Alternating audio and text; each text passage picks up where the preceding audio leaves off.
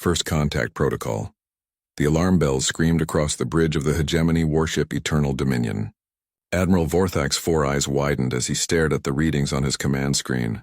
Something had just appeared at the edge of their space. Something that should not exist. Report. He barked at his communications officer, his scaled hands gripping the arms of his command chair. Unknown vessels, Admiral. 200 ships emerging from hyperspace coordinates that our navigation computers say are impossible. Vorthak felt his throat sacs inflate with irritation. In 3,000 years of hegemony expansion, they had never encountered a species that could surprise them.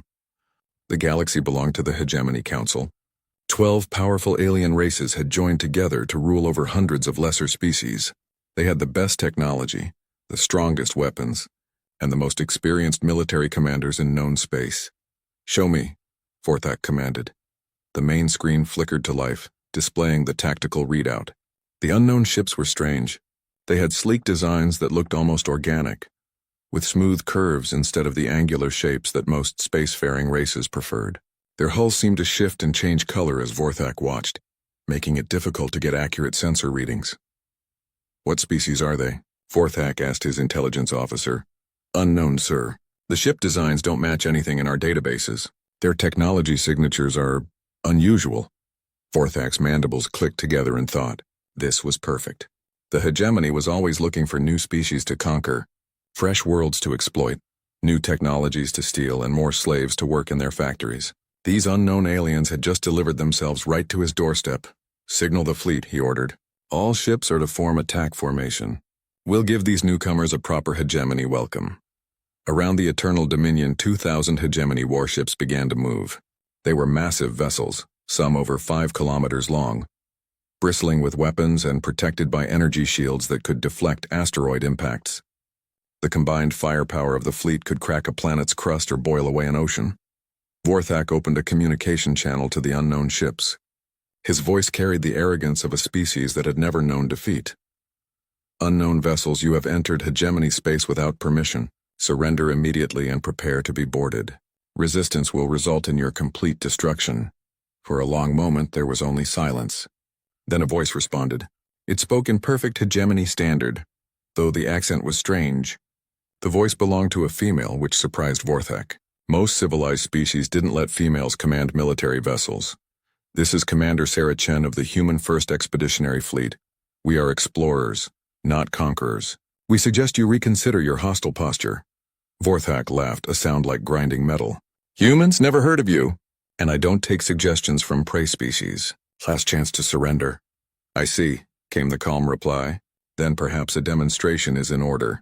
That was when everything went wrong. The human ships moved faster than anything Vorthak had ever seen. One moment they were holding position at the edge of sensor range. The next they were scattered throughout his formation, weaving between his massive warships like insects dancing around sleeping giants. "Fire! Fire everything!" Vorthak screamed. His gunners tried. The hegemony ships unleashed torrents of plasma fire, particle beams, and antimatter torpedoes. Enough firepower to level a city struck the space where the human ships had been. But they weren't there anymore. The human vessels seemed to flicker in and out of existence. Sensors would lock onto them for a split second, then lose them completely. When they reappeared, they were somewhere else entirely, usually behind a hegemony ship that was suddenly erupting in explosions. "How are they doing this?" Vorthak demanded. His science officer's voice was shaking. "I don't know, sir.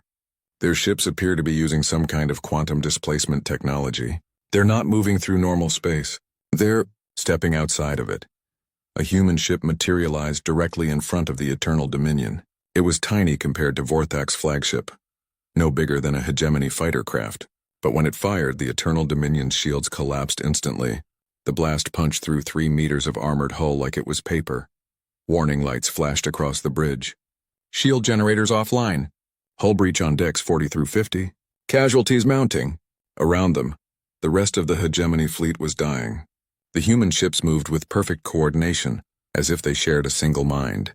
They struck with surgical precision, targeting shield generators, weapon systems, and engines. They weren't trying to kill every hegemony soldier. They were demonstrating their complete superiority. A massive hegemony dreadnought, the pride of the Zephyrian Navy, suddenly went dark. All its lights died, Its engines shut down and it began to drift helplessly through space. "What happened to the Star Crusher?" Vorthak asked. "Unknown, sir. All their systems just stopped working. It's like their computers forgot how to function." More ships were suffering the same fate. The humans had weapons that could shut down technology itself. Weapons that reached through shields and armor to attack the very electronics that kept a ship alive. In less than an hour, the mighty hegemony fleet was reduced to drifting wreckage and disabled hulks. 2,000 of the most advanced warships in the galaxy had been neutralized by 200 vessels from a species that wasn't even in their databases. "Commander," Chen's voice came over the communication channel again. She still sounded perfectly calm, as if she had just finished a routine training exercise instead of demolishing the most powerful military force in the sector. "Admiral Vorthak, your fleet is disabled but not destroyed. Your crews are alive. This was a demonstration of human capability, not human cruelty. We could have annihilated you completely, but we chose restraint." Vorthak tried to speak, but his throat sacs had contracted with fear. He had never experienced defeat before. None of his species had, not in living memory. "We know about the Hegemony Council," Chen continued. "We know about your empire, your conquered worlds, your slave species. We've been watching you for longer than you might think." This was our way of introducing ourselves. What do you want?" Vorthak finally managed to croak. "Nothing from you, Admiral. We're not conquerors. We're explorers. But we won't tolerate threats to innocent species. The hegemony's expansion ends now. Any further aggression against developing civilizations will be met with appropriate response." The human ships began to withdraw, moving back toward the edge of the system. But before they disappeared into hyperspace, Commander Chen delivered one final message. "Tell your council what happened here. Tell them that Earth remembers every species you've enslaved, every world you've strip-mined, every civilization you've destroyed. We suggest you reconsider your expansion plans. This fleet was just our introduction. Next time we might not be so gentle." The human ships vanished, leaving behind only the floating wreckage of hegemony pride and a new understanding of humanity's place in the galaxy. They weren't the primitive species that Vorthak had expected to conquer. They were something far more dangerous. They were something that could fight back. As rescue ships arrived to collect the survivors, Vorthak stared out at the empty space where the human fleet had been. He had one terrible thought that he couldn't shake. If this was just their introduction, what would happen when they got serious? The hegemony's response. The emergency session of the Hegemony Council had been going on for 6 hours. In the great chamber on the capital world of Nexus Prime, representatives from 12 powerful alien species argued and shouted at each other in a dozen different languages. The universal translators were working overtime. High Chancellor Mordak, a towering insectoid creature with 6 arms and compound eyes, slammed his ceremonial staff against the floor. The sound echoed through the chamber like a gunshot. "Silence," he commanded. "We are here to discuss the human problem, not to bicker like children." The chamber fell quiet. Around the circular table, the most powerful beings in the galaxy turned their attention to the holographic display in the center. It showed the wreckage of Admiral Vorthak's fleet, floating in the darkness of space like broken toys. 2,000 ships, said Council Member Zexara, her reptilian features twisted in disbelief. 2,000 of our finest warships defeated by 200 primitive vessels from an unknown species. "They are not primitive," Admiral Vorthak said from his seat at the table.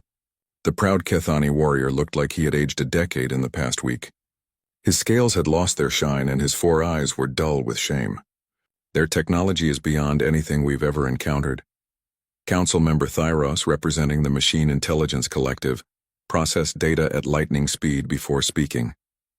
"Analysis of the wreckage confirms anomalous technology signatures. The humans appear to use quantum manipulation at the molecular level. Their weapons ignore conventional physics." High Chancellor Mordak's mandibles clicked together in frustration. "Impossible. We have explored this galaxy for millennia. We know every spacefaring species. Where did these humans come from?" "Unknown," replied Intelligence Director Vexhan. "Our deep space monitoring stations have no record of their home system. It's as if they appeared from nowhere." The hegemony had ruled the galaxy for 3,000 years. In that time, they had conquered over 400 species and claimed ownership of tens of thousands of worlds. Their military might was absolute. Their technology was supreme. No species had ever successfully resisted them, until now. "What do we know about their homeworld?" asked Council Member Korthak, his massive frame shifting in his specially built chair. "Very little," Vexhan admitted. "Our long-range sensors have identified a system they call Sol, approximately 27,000 light-years from our core territories. Initial scans suggest a single inhabited world with a population of roughly 8 billion. 8 billion? Mordak's compound eyes glittered with interest. That's a substantial population for a single world. They must be overcrowded and resource-depleted, perfect for conquest and exploitation." Admiral Vorthak shifted uncomfortably. "High Chancellor, I must advise caution. These humans demonstrated capabilities that what?" Mordak interrupted. "That surprised and unprepared patrol fleet? You were caught off guard, Admiral. That won't happen again." The High Chancellor activated the main display, showing a tactical overview of hegemony space. Red dots marked the positions of military bases, shipyards, and fortress worlds. The display was overwhelming in its scope. "The humans caught us by surprise once," Mordak declared. "But surprise only works when your enemy doesn't know it's coming. We will mobilize the largest military force in galactic history. Every member species will contribute their finest warships. We will assemble a fleet so massive that it will blot out the stars." Around the table, the council members nodded in agreement. This was what the hegemony did best. When faced with resistance, they applied overwhelming force. It had worked against every other species in the galaxy. "How many ships?" asked Admiral Therek, the hegemony's supreme military commander. 50,000, Mordak replied without hesitation. "The combined might of our entire military. Every battleship, every carrier, every dreadnought. We will teach these humans what it means to threaten the hegemony." The mobilization began immediately. Across 12 homeworlds and hundreds of colonies, the call went out. Every spacefaring vessel capable of mounting weapons was pressed into service. Military academies graduated their cadets early. Shipyards worked around the clock to outfit civilian vessels with armor and guns. The species of the hegemony might argue about politics and territory, but they all agreed on one thing: no primitive upstart race would be allowed to threaten their dominance. Admiral Vextar of the Zephyrian Empire was chosen to lead the Grand Armada. He was a veteran of 50 campaigns, a brilliant tactician who had never lost a battle. His flagship, the Galaxy's Edge, was a mobile fortress armed with weapons that could crack a moon in half. As the massive fleet assembled in the Nexus system, beings across the galaxy watched in awe. The combined armada stretched for millions of kilometers through space. The smallest ships were the size of cities. The largest were mobile worlds, bristling with enough firepower to sterilize entire star systems. "This is excessive," Admiral Vorthak said privately to Vextar as they stood on the bridge of the Galaxy's Edge. "The humans demonstrated restraint in our first encounter." "Perhaps diplomacy." "Diplomacy is for equals," Vextar replied coldly. "These humans will learn their place in the galactic order. Beneath us." The journey to Earth took 3 weeks. 50,000 ships moved through hyperspace in perfect formation, their commanders confident in their overwhelming superiority. They had studied every piece of data from the first encounter. They had developed countermeasures for the human quantum displacement technology. They had weapons specifically designed to penetrate exotic defenses. When they emerged from hyperspace at the edge of the Sol system, they expected to find a single blue world orbiting a yellow star. What they found instead changed everything. "Report," Vextar commanded as alarms began sounding across his bridge. "Sir, I'm reading massive artificial structures throughout the system. Orbital platforms around the third planet, space stations the size of moons, and sir, the shipyards." The main screen showed Earth in the distance, but it was barely visible through the massive orbital infrastructure surrounding it. Shipyards stretched for thousands of kilometers, their construction bays large enough to build vessels that dwarfed anything in the hegemony fleet. Defense platforms floated in perfect geometric patterns, their weapon arrays tracking the hegemony ships with mechanical precision. "How many ships?" Vextar asked quietly. I can't get an accurate count, sir. The orbital facilities are blocking our sensors. But sir, some of those structures are larger than our biggest dreadnoughts." Vextar's confidence began to crack. This wasn't the primitive world they had expected. This was a fortress system that made their core worlds look like frontier outposts. "Signal the fleet," he ordered. "All ships are to maintain formation and advance on the third planet." We'll overwhelm their defenses with concentrated firepower. But as the hegemony Armada moved deeper into the system, something impossible happened. The orbital platforms began to fire. The beams that lanced out from Earth's defenses weren't like any weapon the hegemony had ever seen. They moved faster than light itself, striking targets before the energy signatures even registered on sensors. When they hit hegemony ships, the results were catastrophic. A Kethani battleship simply vanished, consumed by a beam of pure annihilation. A Therian carrier fleet disintegrated as exotic particles ate through their hulls at the molecular level. The Zephyrian heavy cruiser Stormlord was hit by something that aged its hull 10,000 years in an instant, turning advanced alloys into cosmic dust. Shields. Get the shields up, Vextar screamed. They're not working, sir. The beams are passing through them like they don't exist. Around them, 50,000 of the most powerful warships in the galaxy were being systematically destroyed by weapons that shouldn't exist. The humans weren't even using ships. Their planetary defenses alone were more powerful than the combined might of the hegemony. In less than an hour, the greatest military force in galactic history was reduced to floating debris. Vextar found himself alone on the bridge of his dying flagship, watching as his life support systems failed one by one. A human voice came over the communication system. It was calm, almost gentle. "This is Earth Defense Command. The few surviving vessels are free to return home. Consider this our second demonstration. Next time, we might not be so understanding." As his ship's emergency systems carried him toward the edge of the system, Vextar had one terrible realization. They had just attacked the wrong species. The revelation, Doctor? Cathera had been working in the deep archives for 18 hours straight. Her 4 eyes burned from staring at ancient texts, and her tentacles ached from manipulating the delicate scanning equipment. But she couldn't stop. Not when she was so close to an answer. The destruction of the Great Armada had shaken the hegemony to its core. 50,000 ships gone in an hour. The most powerful military force in galactic history had been swatted aside like insects by a species that wasn't even supposed to exist. The surviving officers told impossible stories. Weapons that ignored the laws of physics. Defenses that aged matter itself. Technology that seemed almost like magic to even the most advanced hegemony scientists. As the hegemony's chief xenoarchaeologist, Cathera had been given access to the oldest records in the galaxy. Documents that predated the rise of the current galactic civilization by millions of years. Most of her colleagues dismissed these ancient texts as mythology, but Cathera had always believed that truth could be found in the oldest stories. She pulled up another file on her workstation. This one was written in Old Therian, a dead language that only a few scholars still understood. The text was damaged, with whole sections missing, but what remained made her blood run cold. And so the builders departed, leaving behind empty worlds and sleeping machines. But the ancient prophecies speak of their return, when the galaxy forgets its place and chaos threatens the order they established. In that day, the sons and daughters of the builders will emerge from their exile, and the pretenders will remember who the true masters are. Kethera's tentacles trembled as she accessed the next document. This one was even older, carved into stone tablets found on a dead world at the galaxy's edge. The symbols were so ancient that the universal translator could barely make sense of them. The first ones walk between the stars as easily as others walk between rooms. Space bends to their will. Time flows at their command. Matter obeys their wishes.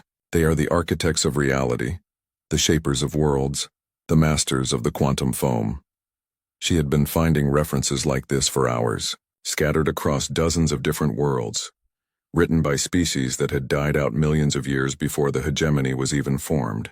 All of them spoke of the same thing: the builders. The first ones, the masters of technology so advanced that it seemed like divine power to lesser beings. Cathara pulled up the sensor data from the human encounter. The quantum displacement signatures, the reality-altering weapons, the technology that operated outside known physics. She ran it through her analysis programs, comparing it to the ancient descriptions. The match was perfect. Her communication device chimed. She answered it without looking away from her screens. "Dr. Cathara?" The voice belonged to her assistant, Veltum. "You need to see this.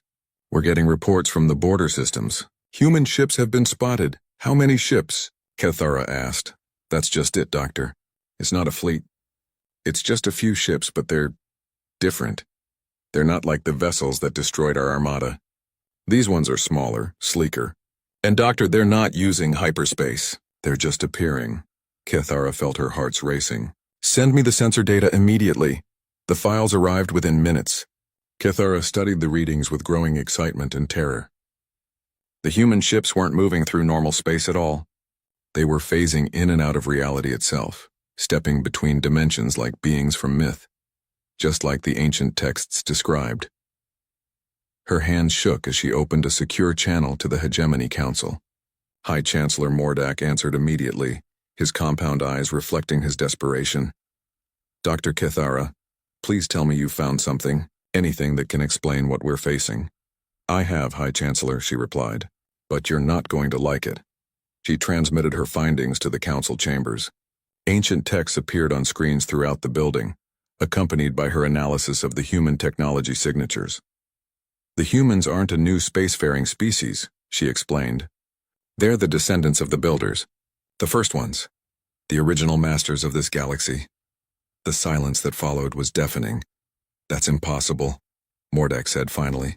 The builders are mythology. Stories told by primitive species to explain natural phenomena. The evidence says otherwise, Kithara replied. Every piece of human technology matches the ancient descriptions perfectly. Quantum manipulation, reality alteration, dimensional phasing. These aren't new inventions, Chancellor. They're inherited knowledge. She highlighted specific passages from the texts. Look at this description of builder vessels. Ships that dance between the spaces of reality, untouchable by conventional weapons. Compare that to what our surviving officers reported about the human fleet. More silence from the council chamber. But if they're the builders, said council member Zexara slowly, then why did they leave? Why did they abandon the galaxy? Kithara had been wondering about that too. She pulled up another set of documents, these ones describing great wars between species that had achieved godlike power. From what I can piece together, the builders reached a level of technological advancement that threatened reality itself. Their wars were tearing holes in space-time. They were becoming a danger to the universe, so they imposed exile upon themselves. They retreated to hidden worlds and waited.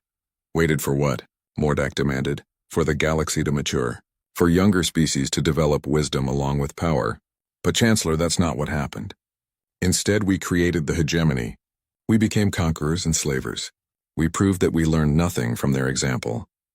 The truth was spreading through the hegemony like wildfire. Emergency sessions were being called on every member world. Scientists were confirming Kithara's findings. The humans weren't just another alien species. They were the return of legends made real. That's when the human diplomatic ships arrived. They appeared without warning in the heart of hegemony space, phasing into existence directly above the capital world of Nexus Prime. The ships were beautiful, with hulls that seemed to be made of crystallized starlight. They ignored the frantic defensive fire from orbital platforms, the energy beams passing through them without effect. A communication channel opened to the council chambers. This is Ambassador Marcus Webb of the Terran Commonwealth, said a calm human voice. We request an immediate audience with the hegemony leadership. High Chancellor Mordak found himself in the unprecedented position of having to negotiate with beings who could simply ignore his defenses. The human ships could have destroyed Nexus Prime with ease, but instead they waited patiently in orbit, their weapons powered down. What do you want? Mordak asked. To prevent unnecessary bloodshed, Ambassador Webb replied. We know what you've discovered about our heritage. Yes, we are the children of those you call the builders, and yes, we have returned to active participation in galactic affairs. Why now? Mordak demanded. Why reveal yourselves? Because you've reached a crossroads, Chancellor. Your empire has grown powerful enough to threaten other developing species, but you haven't grown wise enough to use that power responsibly. The same mistake that led to our ancestors' exile. Through the viewing ports of the council chamber, Mordak could see the human ships hanging in space like impossible dreams. They were tiny compared to hegemony dreadnoughts, but he knew now that size meant nothing. These vessels commanded forces that could reshape reality itself. What do you propose? He asked quietly. Integration, Webb replied. Not conquest.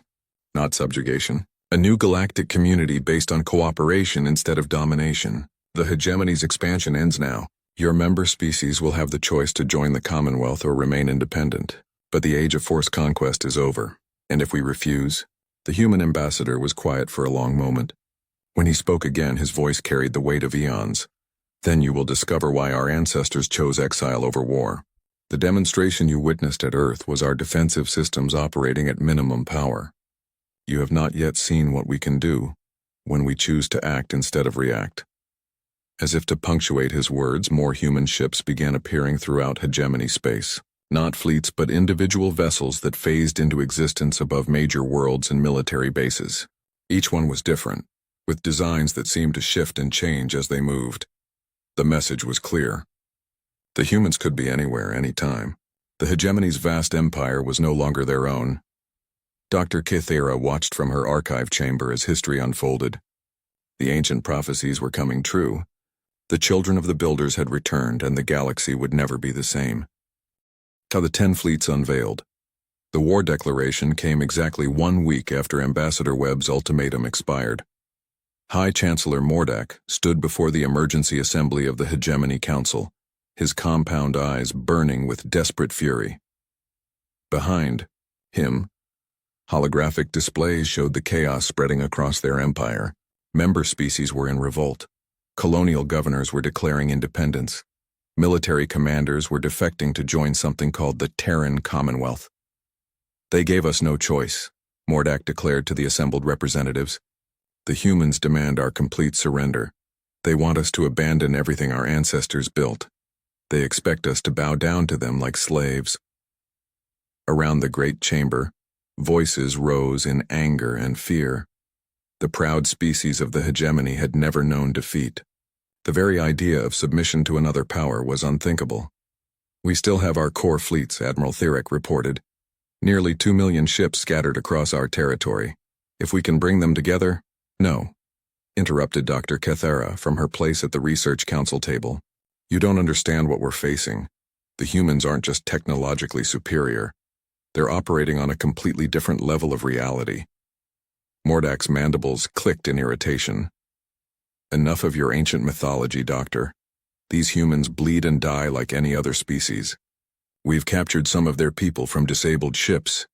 They're flesh and blood, not gods. Their bodies may be mortal, Kythera replied. But their technology transcends physical limitations. You're planning to fight entities that can manipulate space-time itself. The debate continued for hours, but the outcome was inevitable. The hegemony had never backed down from a fight, and they wouldn't start now. The war declaration was unanimous. Within days, conscription orders went out across the empire. Every species capable of space travel was required to contribute their ships and crews to the war effort. Civilian vessels were retrofitted with weapons. Ancient warships were pulled out of mothballs. Even obsolete patrol craft were pressed into service. The call was answered by billions of beings, Kethani warriors who lived for battle, Therian machine intelligences with no concept of fear, Zephyrian pilots who considered death in combat the highest honor. They came from 1,000 worlds, united by their refusal to kneel before the returning masters of the galaxy. Admiral Thirek took command of the greatest military force ever assembled. 5 million ships of every class and configuration, dreadnoughts that could shatter planets, carrier fleets with fighter squadrons numbering in the millions, support vessels carrying enough ammunition to wage war for decades. This is it, Thirek announced to his assembled fleet commanders. The final battle for the future of our civilization. We may be outgunned, but we are not outnumbered. For every human ship, we have 1,000. Today we show these ancient pretenders that the galaxy belongs to us now. The massive Armada began its advance toward human space, confident that sheer numbers would overcome even the most advanced technology. They moved in formation through hyperspace, their combined mass creating gravitational distortions that could be detected from star systems away. But when they emerged from hyperspace at the coordinates where Earth's solar system should have been, they found only empty space. Navigation error? Thirek demanded. No, sir, his helmsman replied, checking and rechecking his instruments. These are the correct coordinates, but there's no star, no planets, nothing. Thirek felt the first touch of real fear. A star system didn't just disappear. Even with their advanced technology, the humans couldn't have moved an entire solar system. Could they? "Sir," called his sensor officer, "I'm detecting massive spatial distortions throughout this region. It's like reality itself is unstable." That's when the first human fleet appeared. It didn't emerge from hyperspace like a normal fleet. Instead, it seemed to unfold from dimensions that shouldn't exist. Ships materialized out of nothingness, their hulls gleaming with energy patterns that hurt to look at directly.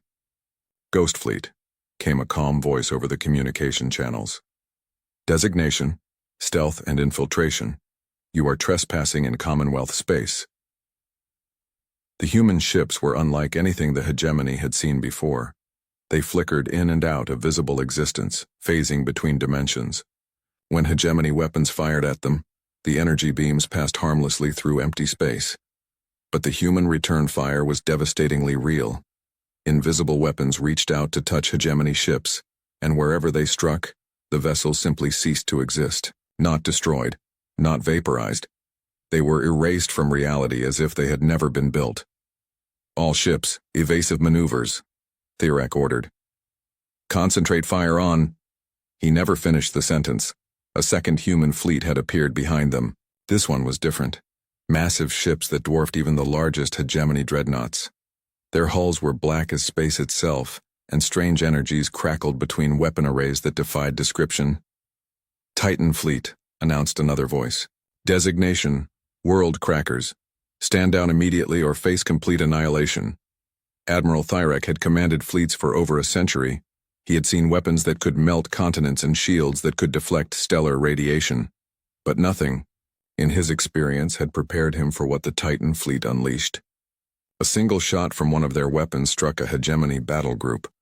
10,000 ships, including 3 super dreadnoughts, simply vanished in a flash of impossible light. When Thirek's sensors cleared, there wasn't even debris left behind. The ships had been reduced to their component atoms and scattered across light years of space. "Third Fleet incoming," his tactical officer reported in a voice that had lost all hope. The Phoenix Fleet materialized from what appeared to be burning stars. Their ships were smaller than the Titans, but they moved like living things. As Thirek watched in horror, the Phoenix ships began to replicate themselves. 1 became 2, 2 became 4, 4 became 8. Within minutes, the human fleet had grown from a few hundred vessels to tens of thousands. "Self-replicating warships," his science officer whispered. "They're building an entire army from raw energy." More fleets kept appearing. The Void Fleet emerged from black holes that opened in normal space.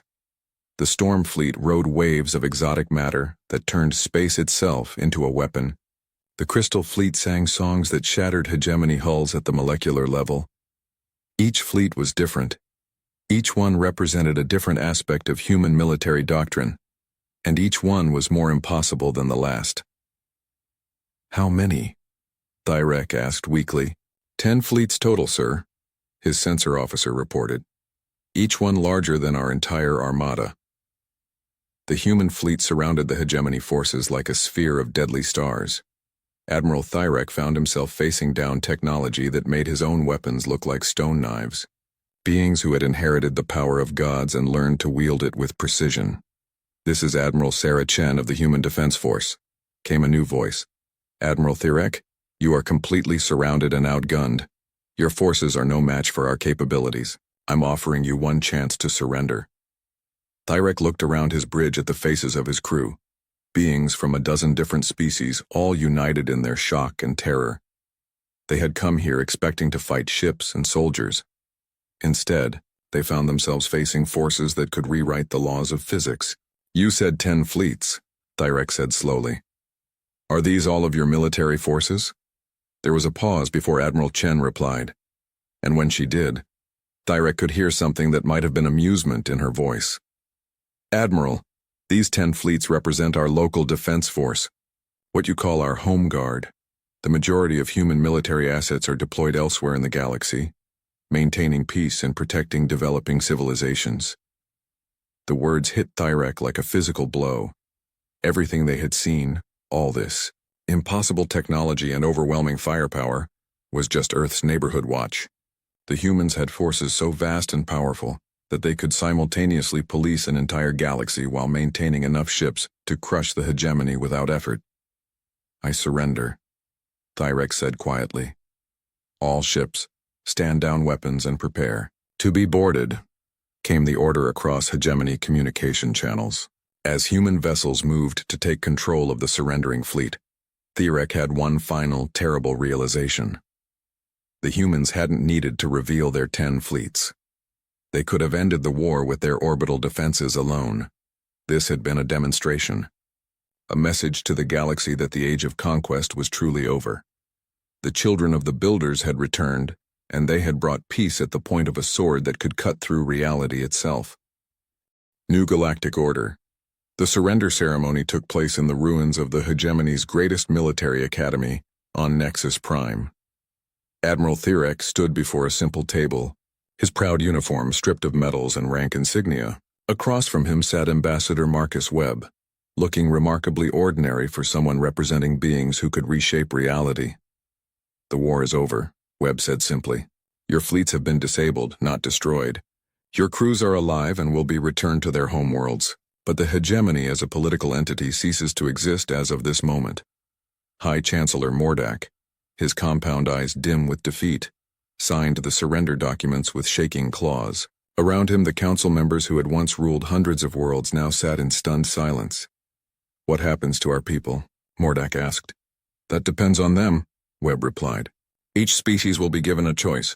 They can join the Terran Commonwealth as equal members, or they can maintain their independence under Commonwealth protection.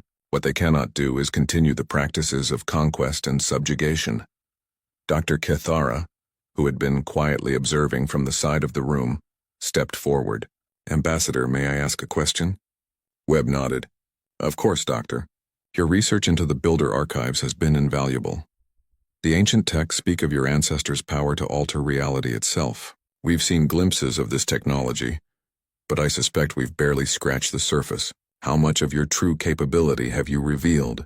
Webb was quiet for a long moment, considering his answer. "Doctor, what you've witnessed represents perhaps 1% of human technological capability. The fleets that defeated your Armada were equipped with what we consider basic defensive systems." The words fell like stones into a silent pool. Even after everything they had seen, the humans had been holding back. "Then why?" Mordak demanded. "If you have such power, why not simply impose your will on the galaxy? Why offer choices and negotiations? Because power without wisdom is exactly what led to our ancestors' exile," Webb explained. "They became so advanced that they nearly destroyed the universe itself with their wars. We inherited their knowledge, but we also learned from their mistakes." He gestured to a wall display showing star charts of the galaxy. "Humans could have returned centuries ago and simply taken control. We chose instead to watch and wait, hoping that younger species would develop the wisdom to use power responsibly. When we saw the hegemony expanding through conquest and slavery, we knew it was time to intervene." Over the following weeks, the transformation began. Human ships appeared throughout former hegemony space, but they came bearing aid rather than weapons. Medical vessels brought cures for diseases that had plagued species for millennia. Engineering ships provided clean energy technology that ended resource wars overnight. Agricultural vessels shared knowledge that could feed entire worlds. The conquered species of the former hegemony were given a choice that many of them had never expected to receive: freedom. On the industrial world of Carthax, where the Therian machines had enslaved biological workers for generations, human mediators helped negotiate the release of billions of sentient beings. The Therians, faced with proof that biological and artificial intelligence could coexist peacefully, agreed to abandon their practices of organic servitude. On the mining colonies of the Zephyrian Empire, human terraforming technology restored worlds that had been strip-mined to barren rock. Former slaves found themselves the owners of fertile planets, supported by Commonwealth resources as they built new societies. The process wasn't always smooth. Some species, particularly the more aggressive members of the former hegemony, resisted the changes. The Cathani warrior caste declared that they would rather die than submit to human authority. The human response was typically unexpected. Instead of crushing the Cathani resistance, the Commonwealth offered them a different path. Human military advisors helped establish the Cathani Honor Guard, an elite force dedicated to protecting smaller species from external threats. The warriors found purpose in their traditional role as fighters, but now they served as protectors rather than conquerors. Dr. Cathara was appointed as the first director of the Galactic Archive Project, a massive effort to preserve and study the history of all known species. Working with human scholars, she began to piece together a more complete picture of galactic history. "It's remarkable," she told Ambassador Webb during one of their regular meetings. "The ancient texts were right about everything. Your ancestors really did shape the fundamental structure of this galaxy, the hyperspace routes we use, the stable zones where civilizations developed, even the distribution of habitable worlds. All of it was planned," Webb nodded. "The builders were gardeners as much as they were engineers. They seeded the galaxy with the potential for life and intelligence, then stepped back to let it grow naturally." "But you're back now," Cathara observed. "What does that mean for the future?" "It means we've entered a new phase of galactic development," Webb explained. "The Commonwealth isn't an empire in the traditional sense. We're more like shepherds. Our role is to guide and protect, not to rule." The proof of this philosophy became evident as the months passed. Human technology spread throughout the galaxy, but always with education and understanding rather than dependence. Species that joined the Commonwealth weren't absorbed into human culture. Instead, they were encouraged to develop their own unique contributions to galactic civilization. The Therian machine intelligences became master architects, designing space habitats that could house millions of beings in perfect harmony. The artistic Veltari created beauty that moved beings to tears across species barriers. The methodical Korthani became the galaxy's finest teachers, spreading knowledge with infinite patience. But perhaps the most remarkable change was in humanity itself. During a state visit to the Commonwealth capital on New Geneva, Dr. Cathara was given a tour of human civilization. What she saw defied her expectations entirely. Human society had evolved far beyond anything she could have imagined. Their cities floated in space, connected by streams of light that carried matter and energy instantaneously across vast distances. Their people lived for centuries, their bodies enhanced by technology that made them stronger, smarter, and more resilient while keeping them fundamentally human. "This is just one of our core worlds," explained her guide, a woman named Elena Santos who appeared to be in her 30s but claimed to be over 400 years old. "We have thousands of colonies, many of them in dimensions parallel to this one." They visited research stations where human scientists worked to understand the deepest mysteries of existence. Art galleries where creators used controlled black holes as paintbrushes. Schools where children learned to manipulate matter at the atomic level as easily as their ancestors had learned to write. "How long have you been this advanced?" Cathara asked. "We began our expansion beyond normal space-time about 3,000 years ago," Elena replied. "Around the same time the hegemony was forming, actually. We've been watching your development ever since." "And the 10 fleets that ended the war?" Elena smiled. "Those were training vessels. Ships we used to teach our children basic defensive techniques." The revelation was staggering.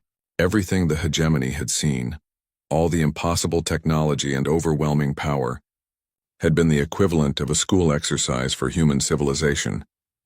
As Cathara's tour continued, she began to understand the true scope of human achievement. They had colonies in other galaxies connected by pathways that bypassed normal space entirely. They had learned to communicate with the fundamental forces of the universe. They had achieved a form of immortality that preserved consciousness across multiple incarnations. And yet, for all their godlike power, they remained remarkably human. They laughed and loved and dreamed just like any other species. They struggled with questions of meaning and purpose. They made mistakes and learned from them. "Why reveal all this to me?" Cathara asked as their tour concluded. "Because someone needs to record it," Elena replied. "The galaxy is entering a new age, Doctor. An age where the impossible becomes routine, where species work together instead of fighting each other, where the promise of the ancient builders is finally fulfilled." "And what comes after that?" Elena gazed out at the stars visible through the transparent walls of the station. "After that, Doctor, we take the next step. The builders explored one galaxy. We're preparing to explore the universe." As Cathara returned to her homeworld, she carried with her the knowledge that would reshape how every species understood their place in the cosmos. The humans weren't just the returning masters of the galaxy. They were the next stage of evolution itself. The war that had begun with humanity revealing one fleet had ended with the transformation of galactic civilization. And this, they assured her, was only the beginning. In the depths of space beyond the reach of any sensor, massive structures began to move.